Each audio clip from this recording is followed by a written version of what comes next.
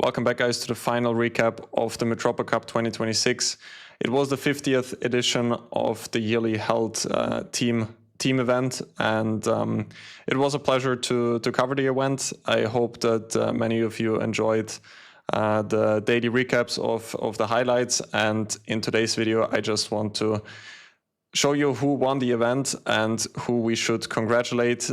Apart from that, we're not going to have a look at any games today. I just want to highlight the eventual winners of the tournament. All right, so in the women's section, not such a big surprise. Ukraine was able to win eventually with actually being up 2 match points. They also won their last match in the event, and the only other team that was sort of competing for the first prize was Switzerland, but in the end it was just not enough. Ukraine being up 2 points, they actually won almost all of their matches. The maximum number of points you could make is 18, and they made 16. So it was a pretty impressive performance from them. And second place, as we can see, Switzerland, and in the third place came Italy with 12 points. From the Austrian perspective, I would say similar to the open section, the team result was more disappointing with the 9th place.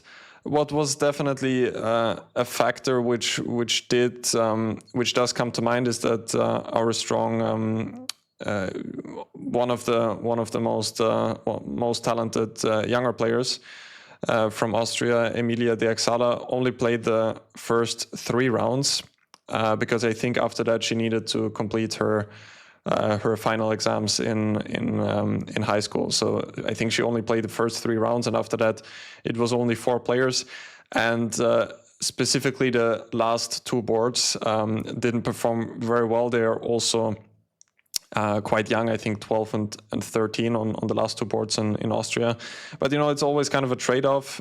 Do you send younger players to the event and make them stronger because they will get a good experience?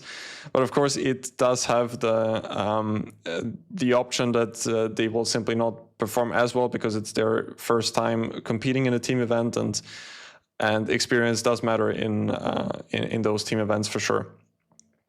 So yeah, definitely they were probably hoping for more than the 9th place, but the thing which we are all hoping for is that the younger players are going to use this experience to grow stronger. I think that the board 1 and board 2 from Austria, they actually played a pretty decent tournament, specifically board number 1, Jasmin Denise Schloffer. I think she played a really good event, but it is a team tournament, so it's not enough to have a single good result. The team has to play well in total.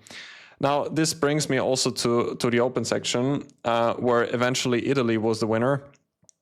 Here it was a bit of even though the standings don't fully reflect it, I think it was a bit of a closer call between Italy and France. Eventually Italy was able to win. I still remember how they beat Austria 4-0. I think it was in round number 7 or round number 6, and I think they were the rightful winners. They even employed Luca Moroni on board 1 in some games. I think he had a pretty impressive score, even though he didn't play as many games. And I think they and France, they were always the teams which were the most likely to win, and the other ones were always kind of trailing behind. So congratulations to the team of Italy, and of course also acknowledging France with the 2nd place and Switzerland with the 3rd place. Now let's come to Austria, who I think also was actually most of the players, or probably all of the players in the end, were sort of dissatisfied with the tournament. Again, I would like to congratulate Lukas Dotzer for his fantastic performance in the start of the event. He started, I think, with 4.5 out of 5 and continued in a great fashion. I think the only game where he really lost, I would say deservedly, was against Luca Moroni, who just played a nice game against him in the match against Italy. But apart from that, if you see back one of my previous recaps, actually today's recap, he did lose one game on time where he was clearly better, which then also influenced the team's result.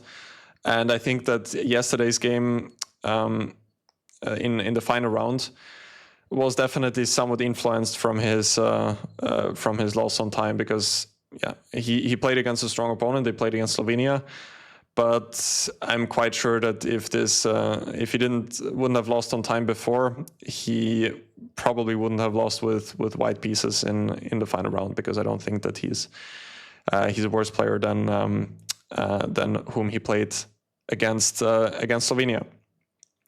And apart from that, the other team members in the open section, I think they will also not be that happy with the event. I mean, Lucas still had a great performance. I think he even won the first board prize with still a performance of around 25-50. But still, to lose the two last games of the tournament, one of them on time, very unfortunately, and that of course dims the whole happiness of which you might get from such a great event. I think that also the other players were never really finding into the tournament that well. My student Peter Balint did play a pretty solid event overall, but also he lost I think 3 games in total and was able to win only 1 game.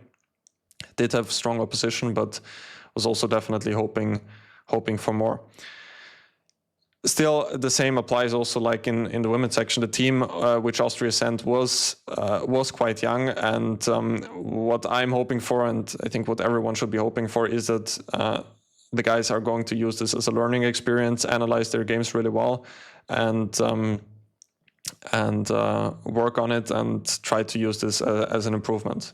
Usually those tournaments that don't go too well, they will be the ones who you can learn most of. Anyway, I'm drifting a bit. I just wanted to present to you the final standings of the event. Again, big thanks to all of you who have been following this event on my channel, and as well as to the organizers and the Austrian Federation for hosting the event. I don't know if I'm going to be back in the following years. I would definitely like to. I always enjoyed playing in the Mitropa Cup. Not sure where it's going to take place next year, but would be exciting to play again. Always the team events are a lot of fun to play. Already looking forward to the Olympia this year. And who knows what the future is going to bring. So again, congratulations to all of the winners. And I will see you guys in the following videos. Take care.